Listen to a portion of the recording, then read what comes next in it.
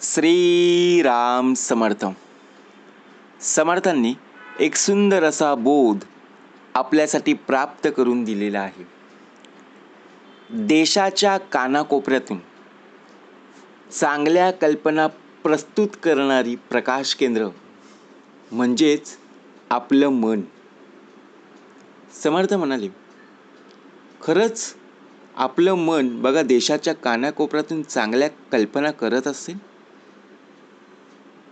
ज्या प्रकारे आपलं मन हे एक प्रकाश देणारं केंद्र आहे. मन हा इंद्रियाचा राजा आहे. सर्व आयुष्याचा खेळ हा मनावर आधारित आहे. कारण 5 ज्ञानेंद्रिये 5 कर्मेंद्रिये मिळून हा दशेंद्रियाचा नरदेह आपल्याला प्राप्त झालेला आहे. मनामध्ये आलेले विचार, त्याचप्रमाणे जसं दिवा असतो बघा, दिवा लावल्यावर त्या निरंजनामध्ये किंवा दिव्यामध्ये आपण तेल टाकतो. तेल टाकल्यावर बघा त्या कापसाच्या वातीला आपण काय लावतो, बरोबर की नाही, माचीसने पूर्णपणे पेटवतो की नाही. परंतु दिवा जसजसा जळत असतो तसा अंधार दूर होतो. परंतु आपलं मन योग्य विचार, चांगल्या कल्पना आणि सकारात्मकता निर्माण करून आपल्या आयुष्याला दिशा देतं. चांगल्या कल्पना केव्हा आपल्याला पाहायला मिळतील? आपण नियोजन करू चांगल्या कल्पना तेव्हाच ज्यावेळी आपल्यासोबत आपली जवळची मित्र, आपले नातेवाईक, आपली घरातली मंडळी बघा एखादे नियोजन करत असतात, तेव्हा आपल्याला अनेक प्रकारच्या कल्पना सुचत असतात की आपल्याला इथे जायचं आहे, कसं जायचं, प्लॅनिंग आपण करत असतो. योग्य विचार, कोणाशी कसं बोलत असताना कसं बोलायचं, योग्य विचार असणं गरजेचं आहे. आणि सर्वात महत्त्वाचं म्हणजे सकारात्मकता. ज्या वेळेला आपला देह एखादं कार्य करत असताना किंवा एखाद्या प्रवास करत असताना जर सकारात्मकता, पॉझिटिव्हपणा हा दृष्टिकोनच नसेल, मग कितीही जरी तुम्ही नियोजन केलं, प्लॅनिंग केली, तरी ते कार्य पूर्ण होणार नाही. आपल्या आयुष्याला दिशा देण्याचं सर्वात महत्त्वाचं कार्य कोण करतं? मनच आहे. परंतु त्या मनाला पॉझिटिव्ह ठेवणं म्हणजेच काय, सकारात्मकता दृष्टिकोनातून पाहणं खूप गरजेचं आहे. जर आपलं मन स्वच्छ, शांत आणि सकारात्मक असेल तर त्यातून उत्तम कल्पना निर्माण होत असतात. आता मनाला स्वच्छ कसं करायचं आहे? आपण दररोज आंघोळ करतो बघा, संपूर्ण देह स्वच्छ होत असतो. परंतु मन स्वच्छ करायचं आहे. आता मनाला स्वच्छ कसं करायचं? तर उत्तम विचार, चांगले विचार आपल्या मनामध्ये असणं गरजेचं आहे. जे वाईट विचार आहेत ते बाहेर सोडले पाहिजेत. मनाला शांत केव्हा? जेव्हा बघा एखादा जरी प्रसंग कुठलाही असो, त्यावेळी मनामध्ये राग न आणता शांतपणे विचार करणं खूप गरजेचं आहे. आणि सकारात्मक असेल तर त्यातून उत्तम कल्पना निर्माण होत असतात. आपण एखादा प्रवास करत असताना आपला देह शांतता टिकून ठेवत नाही. म्हणजेच काय, प्रवासामध्ये जरी बसलो तरी आपला देह रागामध्ये, मत्सरामध्ये पाहायला मिळत असतो. कारण का, कुठल्या ना कुठल्या गोष्टीवरून वाद होत असतो. परंतु त्यावेळी सुद्धा शांतता असणं फार गरजेचं आहे. त्या केवळ आपल्यालाच नाही तर समाजालाही उपयोगी पडत असतात. बघा, काही कल्पना आपण निर्माण करत असतो, एखादं प्लॅनिंग, एखादं नियोजन ज्यावेळी आपण करतो त्यावेळी त्या फक्त आपल्यालाच नाही आहे, तर आपल्यामुळे बघा आपल्या मित्रमैत्रिणींना, आपल्या नातेवाईकांना त्या गोष्टी माहीत पडत असतात. समर्थ म्हणाले, आपलं मन हे प्रकाश देणारं केंद्र आहे, बरोबर आहे.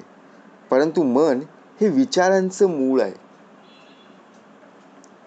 चांगलं मन म्हणजेच चांगले जीवन. आपल्याला कुठलंही कार्य करायचं असेल तर परमिशन कोणाची घ्यावी लागते? मनाची. मन जर साथ देत नसेल मग उपयोग काय? त्या गोष्टीमध्ये तुमचं लक्ष लागेल का? नाही आहे. बुद्धीने उत्तम प्रकारची साथ दिली तर ते कार्य तुमचं नक्कीच होईल.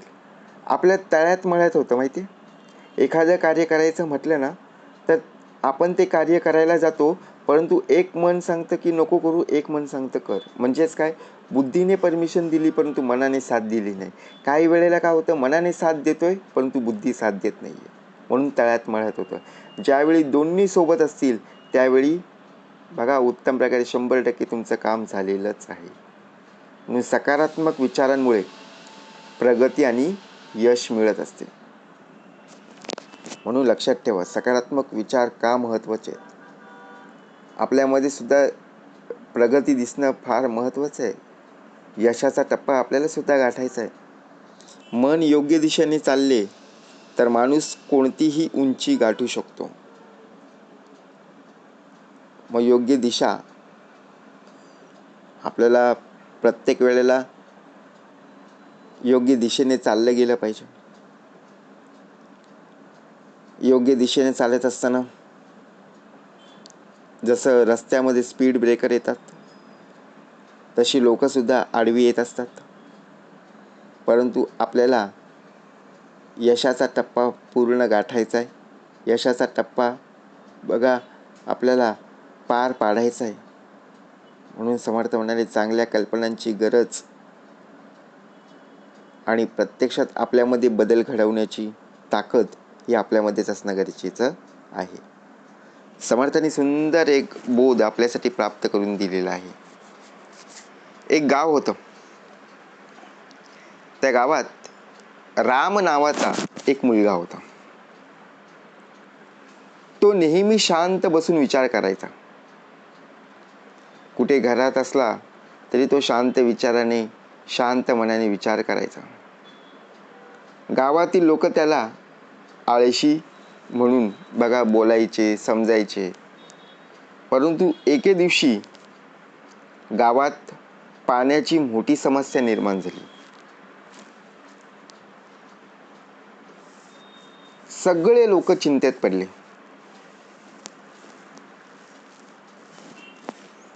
आता महत्त्वाचं म्हणजे पाणीच नाहीये. पाण्यासाठी इकडे वणवण करावी लागणार, तिकडे जावं लागणार. लोक चिंतेत पडले. परंतु रामने आपल्या मनात विचार करून एक उपाय सुचवला. गावाजवळील डोंगरावरून पाणी आणण्यासाठी छोटा कालवा किंवा नाला तयार करायचा.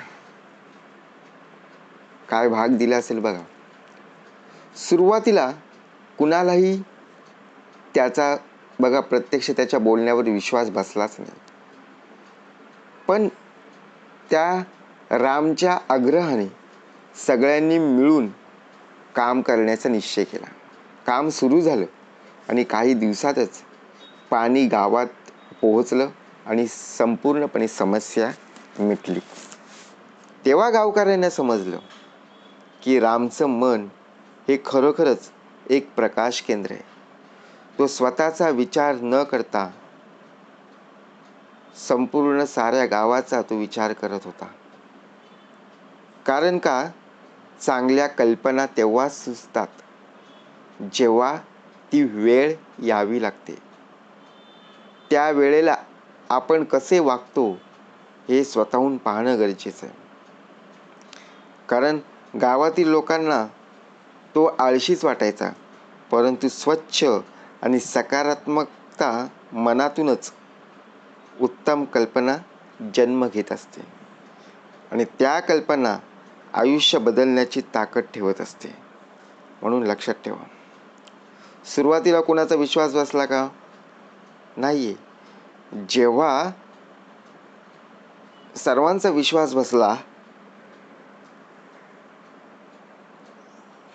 त्यावेळी एकजुटीने कार्य केलं आणि कार्य करताच त्या गावामध्ये असणारी पाण्याची समस्या दूर झाली. म्हणून समर्थ म्हणाले, विचारांचं मूळ कुठे आहे तर मनामध्ये. मनाने निश्चय केला पाहिजे. चांगलं मन असेल तर चांगलं जीवन सुद्धा पाहायला मिळतं आणि चांगली उत्तरं, चांगले प्रतिसादसुद्धा पाहायला मिळत असतात. म्हणून यश पाहायचं असेल तर जीवनात सकारात्मक विचार असणं गरजेचं आहे. केव्हा आपलं मन कोणत्या दिशेला चालेल हे माहीत पडणार नाही, परंतु योग्य वेळी योग्य दिशेने चाललं तर त्याचं उत्तरसुद्धा आपल्याला नक्कीच उत्तमच प्राप्त होणार आहे. म्हणून छान छान कल्पना आपल्या डोक्यामध्ये, मनामध्ये येणं फार गरजेचं आहे. जय जय रघुवीर समर्थ.